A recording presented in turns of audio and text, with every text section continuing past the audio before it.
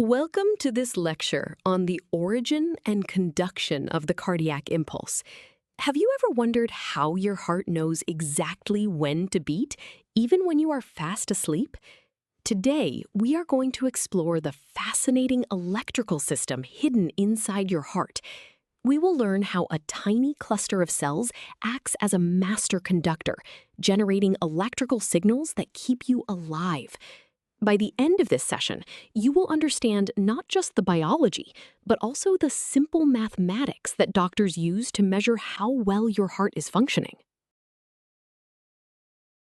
To begin our journey, let us imagine a large marching band.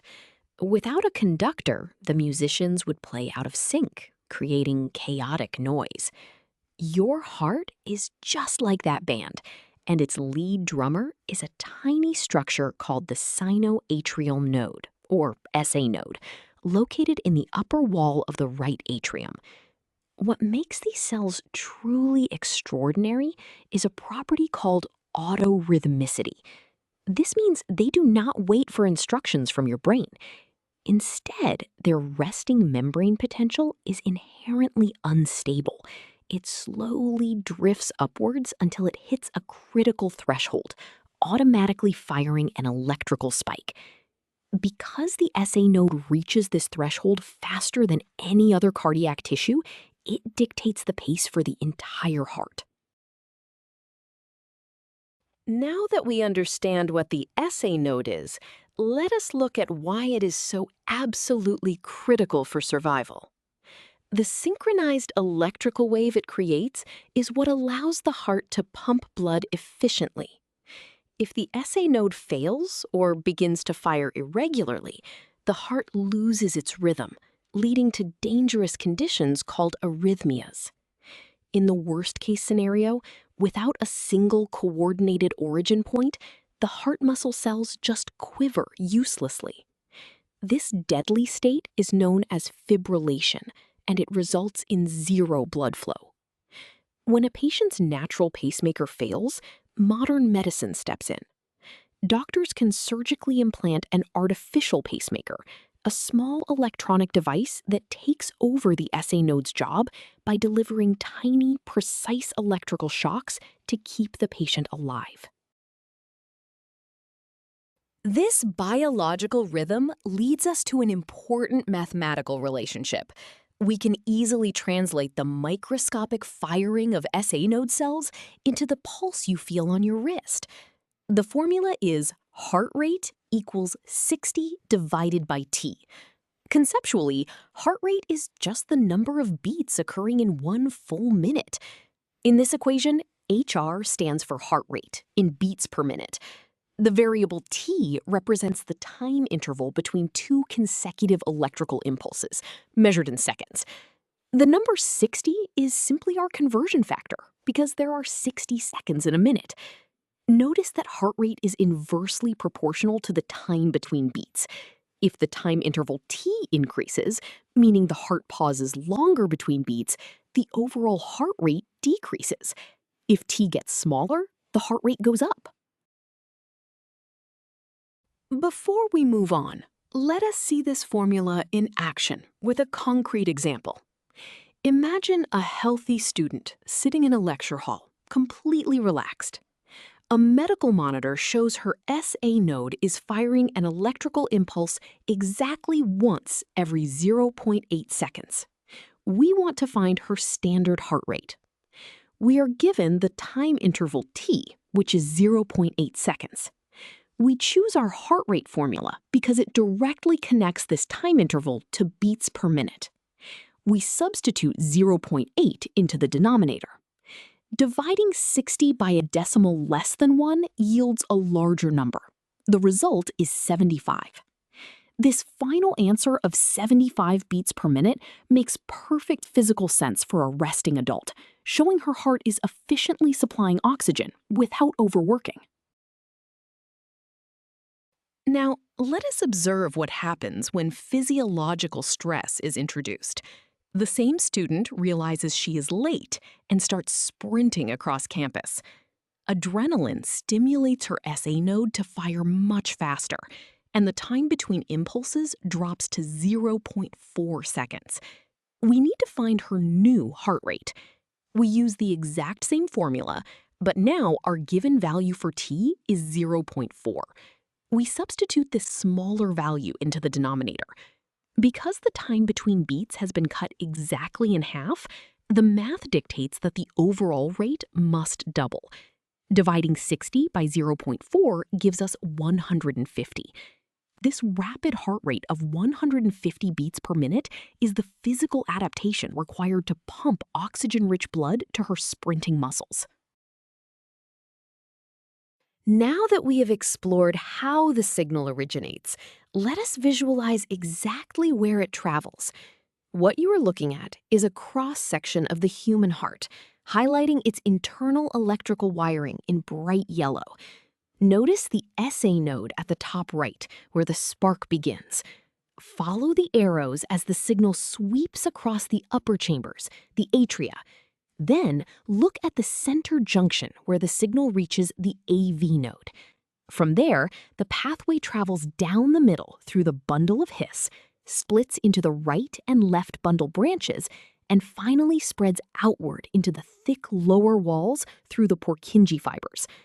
This diagram teaches us that the electrical signal does not just travel randomly.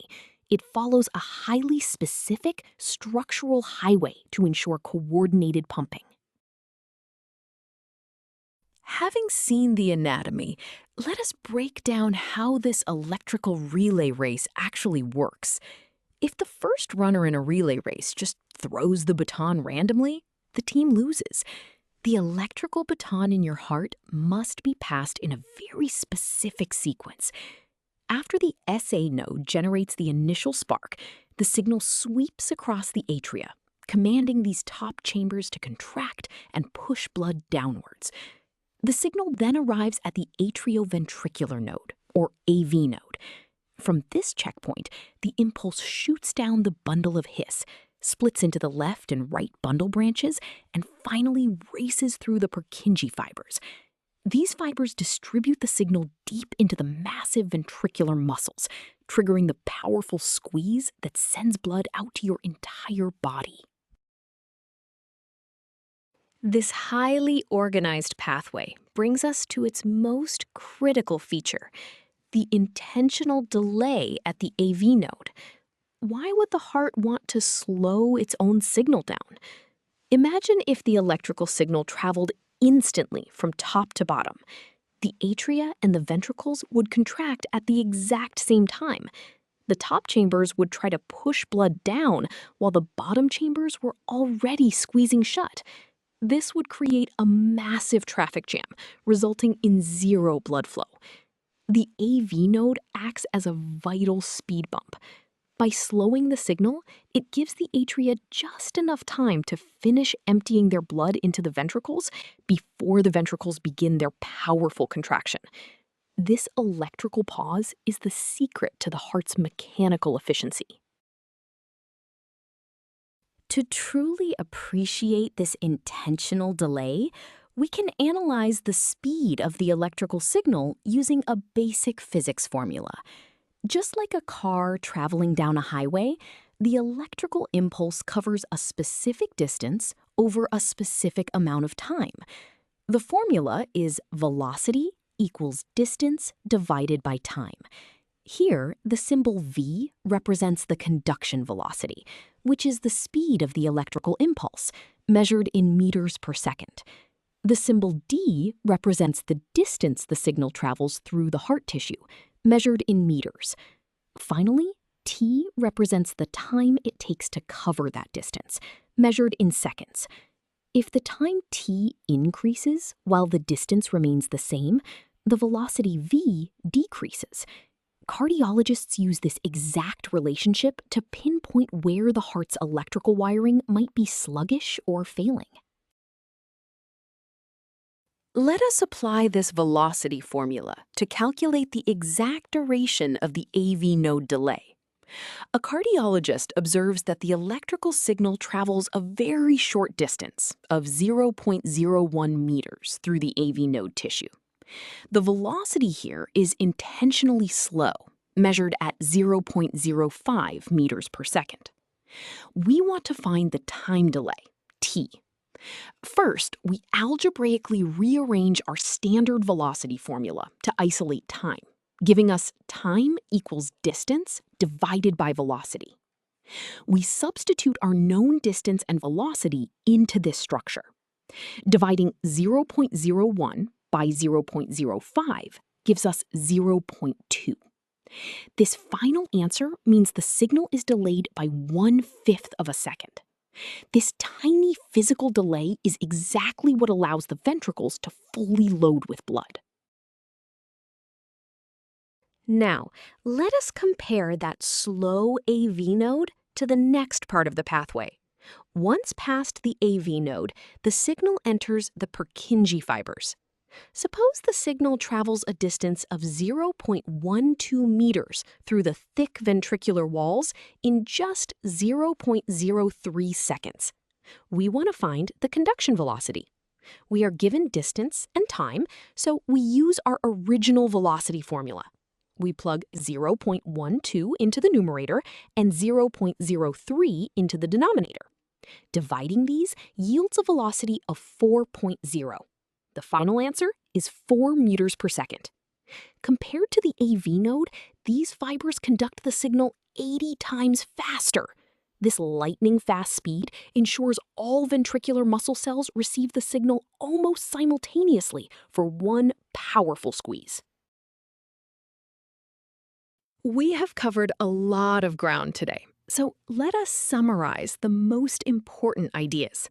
First, remember that the SA node acts as the heart's natural pacemaker, spontaneously generating the electrical impulses that keep us alive.